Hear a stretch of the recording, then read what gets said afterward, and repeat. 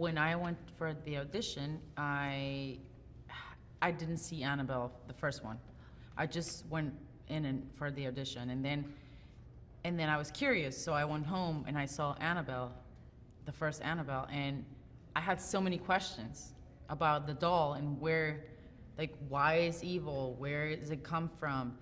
And then they sent me the script, and I was like, oh, it's so funny that this actually answers all my questions that I have about the doll. So I thought that was great. I was like, this is a great story to tell because it's the origin. And second, the fact that the cast is full of females. I love that. Working with kids, I love. And the most important thing is that I was going to play a nun.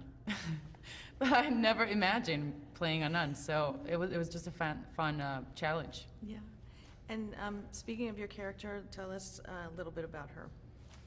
My character, she takes care of 6 orphans, 6 girls, and she her priorities, the kids, protecting them, guiding them, making sure that they're fine, and giving them a second chance. That's basically what she does, and she's a spiritual warrior. Yeah, I think that basically describes my character. I like that description, spiritual warrior. That's cool. Yeah, I do too. So, David, how did this all come about for you? Was this something that you had been looking at for a while, or? I mean, I'd been a fan of the Conjuring franchise since I saw the first Conjuring, and thought it was one of the greatest horror movies, especially that year. For me, I mean, this came about during post-production on Lights Out. Everyone's very happy with that. We all had a good experience on it. So they asked me, like, if I would be interested in doing the sequel to Annabelle. And to be honest, at first I was like, where are you going to take that? Like, is there more to tell there? But then I read the script and realized that, yes, there was, because they had this whole origin story that was sort of its separate thing with new characters, a new story, something that I could make my own and something that could stand on its own as well, because like you don't necessarily need to have seen the first Annabelle, even to enjoy this one. Mm-hmm. Yeah, that was really good. And how do you feel that the era that this story takes place in adds to the story? There's something about period movies or making things in the past, it just lends itself really well to horror. I'm not entirely sure why. I mean, part of it is that they don't have cell phones, so they can't, call for help and do all that. But it's just something about the past. If you go to an antique store, you look at those really old photos of people, there's something creepy about it, There's something inherently creepy about the past for some reason. And speaking about creepy, let's talk about Annabelle. Like, Annabelle is a creepy doll, but what is her role in this family? What is her connection to this family? She, the Mr. Mullins is a doll maker, so he makes Annabelle.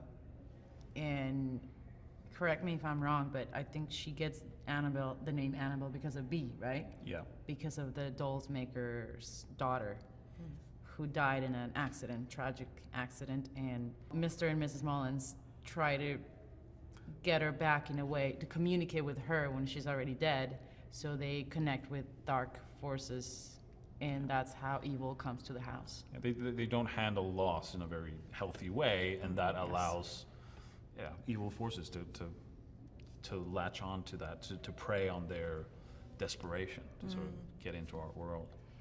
Now, do you feel that your character realizes this early on, or it's kind of like she's a very spiritual person, but it seems like, there's at one point when she's just telling the girls all to go to bed because, everything's fine.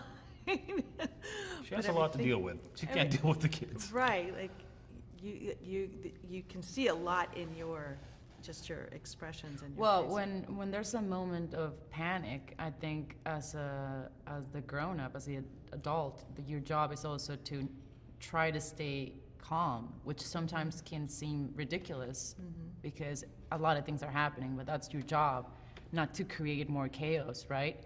So I feel like sometimes in those situations that are unique situations, you just don't know what to do. Even though you're a grown-up, like, you just don't know what to do. and like where to go. Yeah, so true. And I guess even though you're sitting right here, what did David, I've talked to everyone else and obviously they've said great things about you, but what did David bring to this set as a director? A fresh perspective, which is always really cool to see. And it's just fascinating to see him do things for the first time and be like, oh, let's just do this.